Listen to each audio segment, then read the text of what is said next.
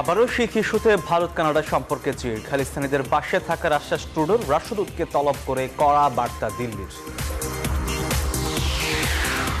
মে মাসে ফিলিস্তিনকে স্বীকৃতি দিতে রাজি ইইউ, ভিয়েতনাম যুদ্ধের পর শিক্ষার্থীদের সবচেয়ে বড় বিক্ষোভ দেখছে যুক্তরাষ্ট্র, ব্যাপক ধরপাকড়। জলবায়ু পরিবর্তন ও এল নিনোর প্রভাবে প্রকৃতির বৈরূপ, তীব্র দাবদাহে পড়ছে এশিয়া, ভারতে 2 জনের মৃত্যু, কেনিয়ায় বন্যায় প্রাণহানি 45।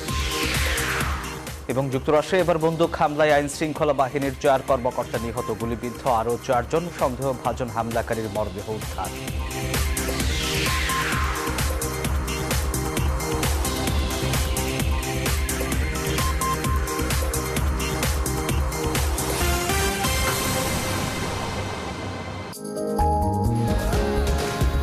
রেইনবো পেইন্টস, ছড়াও জীবনের রং।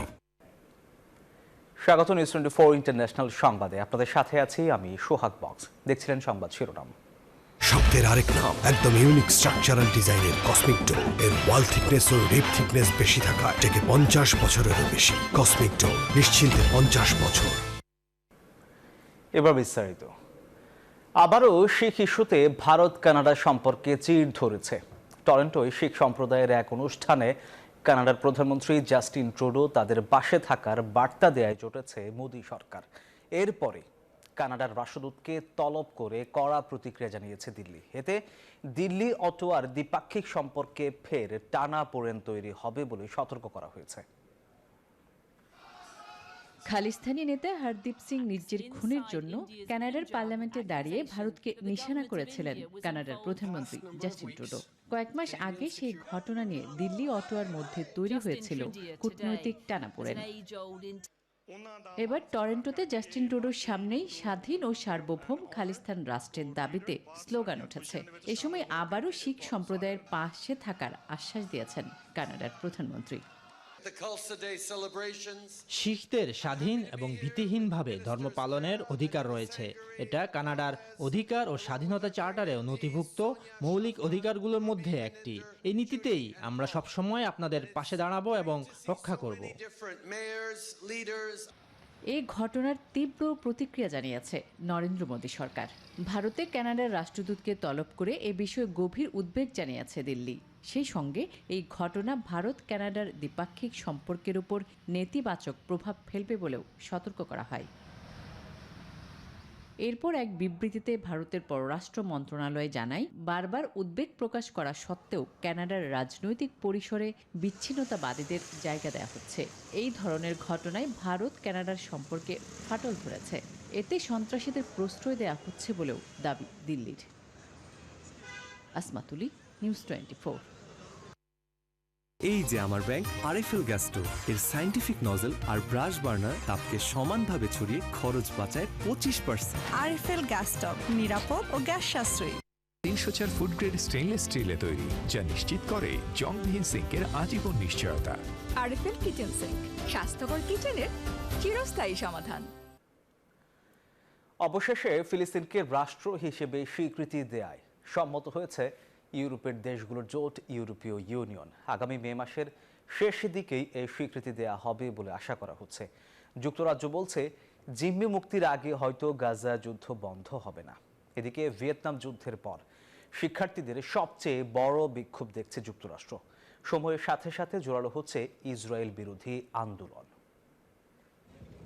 অবশেষে বিশ্বের গুরুত্বপূর্ণ মহাদেশ ইউরোপের কাছ থেকে রাষ্ট্র হিসেবে স্বীকৃতি পেতে যাচ্ছে ফিলিস্তিন।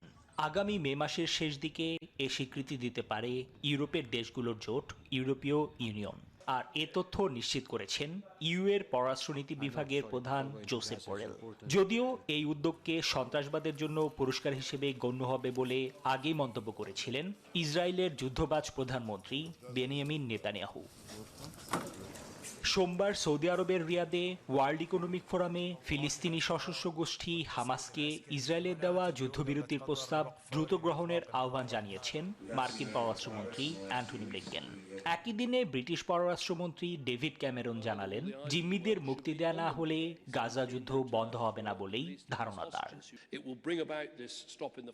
দ্বিরাষ্ট্রভিত্তিক সমাধানের জন্য আমাদের সঠিক রাজনৈতিক দিগন্ত উন্মোচন করতে হবে, যাতে আমরা ভবিষ্যতে দেখতে পারি নিরাপদ ইসরায়েলের পাশাপাশি একই সাথে নিরাপদ ফিলিস্তিন রয়েছে।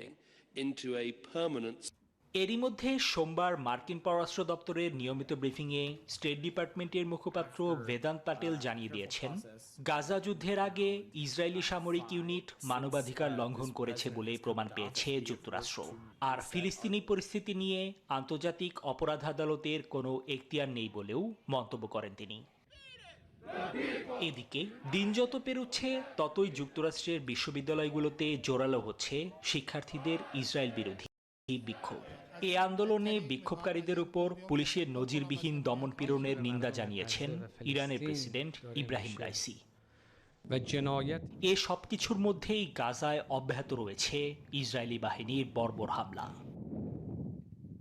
নিবির আমিন, নিউজ 24।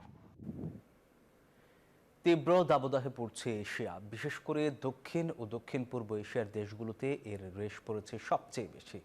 এমন গরমে বাড়ছে রোগব্যাধি, ঘটছে প্রাণহানির ঘটনাও।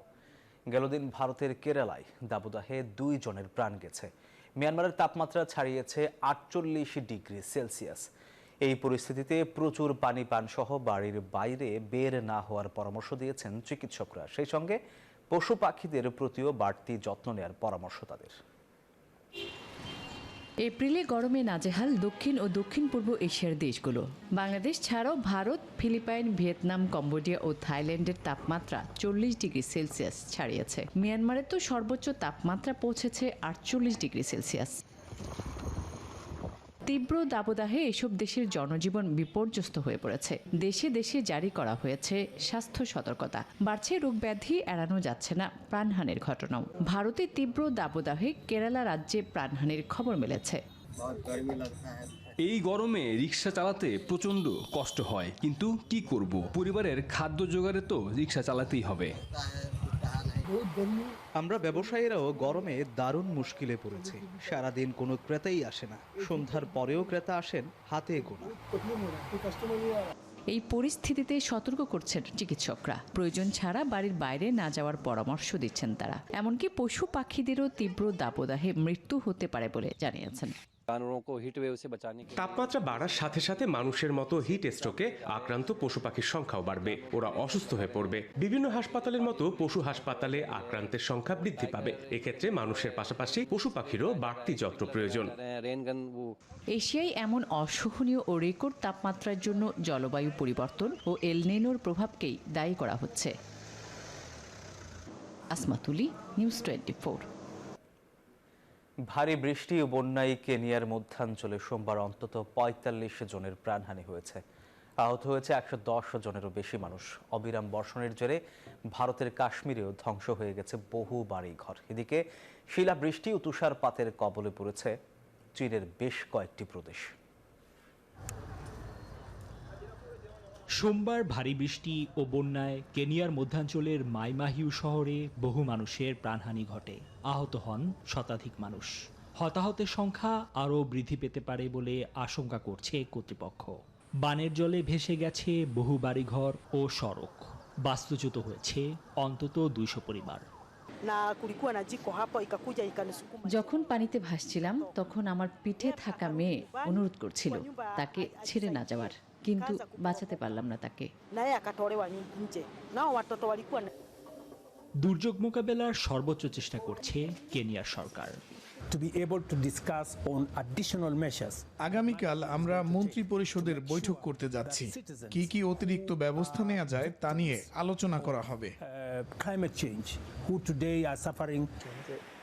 সোমবার ভারতের কাশ্মীরের কুপারা শহরেও অবিরাম বর্ষণের ফলে ধ্বংস হয়ে গেছে বাড়িঘর, নিশ্চিহ্ন হয়ে গেছে ফসল। বন্যা কবলিত এলাকা থেকে লোকজনকে উদ্ধার করার পাশাপাশি ক্ষয়ক্ষতি পুনরুদ্ধারের চেষ্টা চালাচ্ছে স্থানীয় কর্তৃপক্ষ। এদিকে চীনের জিয়াংশি প্রদেশের ফুজো শহরে প্রবল শিলাবৃষ্টি এবং হেবেই প্রদেশে তুষারপাতে বিপর্যস্ত হয়ে পড়েছে জনজীবন। সাম্প্রতিক সপ্তাহগুলোতে চরম আবহাওয়ার সঙ্গে লড়াই করছে দেশটি। নিবির আমিন, নিউজ 24। যুক্তরাষ্ট্রের নর্থ ক্যারোলাইনা অঙ্গরাজ্যে সোমবার বন্দুকধারীদের হামলায় নিরাপত্তা বাহিনীর 4 কর্মকর্তা মারা গেছেন। গুলিবিদ্ধ হয়েছেন আরও 4 জন। মার্কিন স্থানীয় সময় সোমবার সন্ধ্যায় শার্লট শহরে এই হামলার ঘটনা ঘটে। এই ঘটনার পর স্থানীয় পুলিশি সন্দেহভাজন এক হামলাকারীর মরদেহ উদ্ধার করেছে। পুলিশ জানায়, নিহত এসব কর্মকর্তা আগ্নেয়াস্ত্র রাখার দায়ে দোষী সাব্যস্ত হওয়া এক অপরাধীকে ধরতে একটি বাড়িতে গিয়েছিলেন। সেখানে ঢোকার পরই তাদের উপর গুলি চালানো শুরু হয়। সে সময় পাল্টাপাল্টি গোলাগুলিতে হতাহতের এসব ঘটনা ঘটে। গুলিবিদ্ধ পুলিশ সদস্যদের মধ্যে একজনের অবস্থা আশঙ্কাজনক বলে জানা গেছে।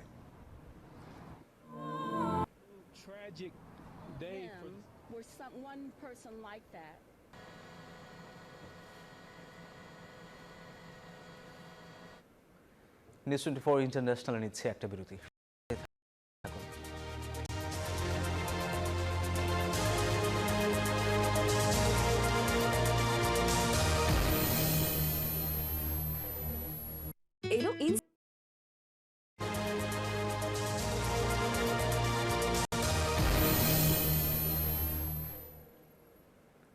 আবার স্বাগত, দেখছেন নিউজ 24 ইন্টারন্যাশনাল। উত্তর পেরুর আন্দিয়ান পর্বতমালায় সোমবার একটি বাস দুর্ঘটনায় 25 জন নিহত হয়েছেন। আহত হয়েছেন আরও 13 জন। স্থানীয় কর্তৃপক্ষ জানায়, 50 জনেরও বেশি যাত্রী নিয়ে রোববার সন্ধ্যায় সরুচুকু শহরের দিকে যাচ্ছিল বাসটি। পথে এটি উল্টে প্রায় 200 মিটার গভীরে একটি খাদে পড়ে যায়। নদীর পাশ দিয়ে যাওয়ার সময় বাসটি পড়ে যাওয়ায় যাত্রীদের কয়েকজন পানিতে ভেসে গেছে। দমকল বাহিনী এবং উদ্ধার কর্মীরা ঘটনাস্থলে রয়েছেন। আহতদের উদ্ধার করে হাসপাতালে পাঠানো হচ্ছে। আর যাত্রীদের মৃত্যুর ঘটনায় 48 ঘন্টার শোক ঘোষণা করেছে সেলেন্টিন পৌরসভা। এই ঘটনার তদন্ত চলছে। নুডলস খান নাই? তাহলে তো নুডলসই খান নাই।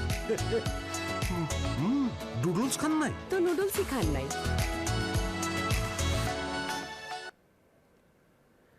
ইন্দোনেশিয়ার সুলাওয়েসি দ্বীপের কাছে মাউন্ট রুয়াং আগ্নেয়গিরি থেকে ফের অগ্নুৎপাত শুরু হয়েছে। মঙ্গলবার আগ্নেয়গিরি লাভা উদগীরণ শুরু হয়। এরপরে সর্বোচ্চ সতর্কতা জারি করে কর্তৃপক্ষ।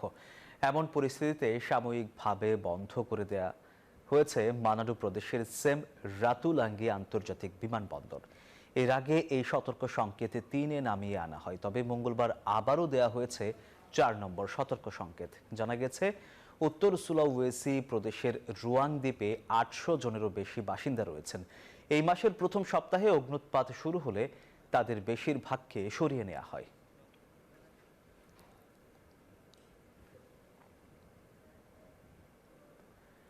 সংযুক্ত আরব আমিরাতের জনবহুল শহর দুবাই আবাসন খাতে লেনদেনের ক্ষেত্রে গড়েছে নতুন রেকর্ড।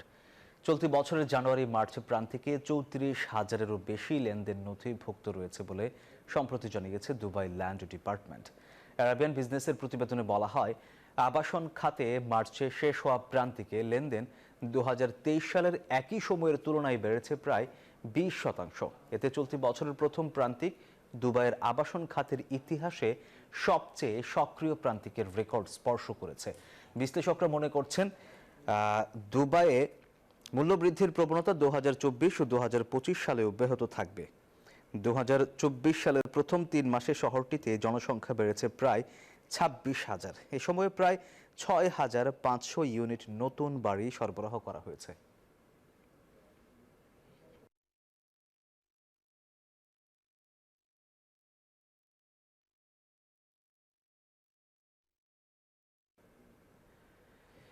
এক জায়গা থেকে পছন্দের সবজি চারা সংগ্রহ করতে যুক্তরাষ্ট্রের মিশিগানে হয়ে গেল ব্যতিক্রমী এক বৃক্ষ মেলা।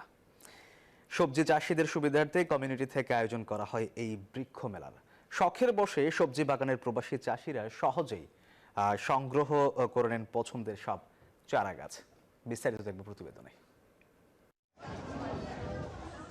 শত ব্যস্ততায় শখের বশে বিদেশের মাটিতে নিজেদের বাসাবাড়ির সবজি চাষ করে থাকেন অনেক অভিবাসী বাংলাদেশি।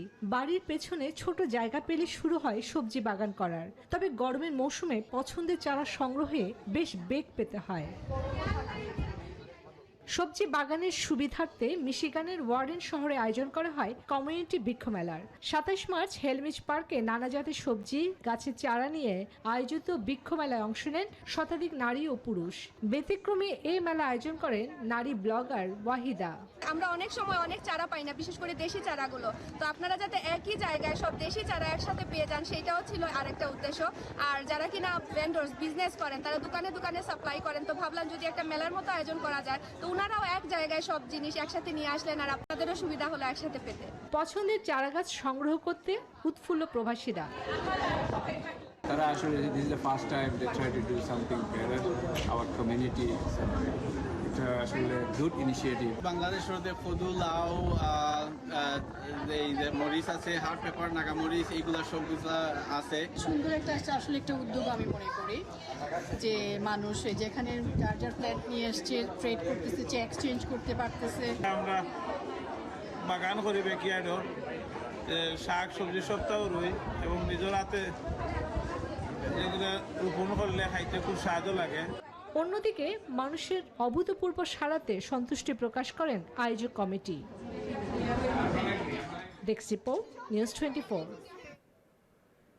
দর্শক, এই ছিল নিউজ 24 ইন্টারন্যাশনাল সংবাদের আয়োজনে।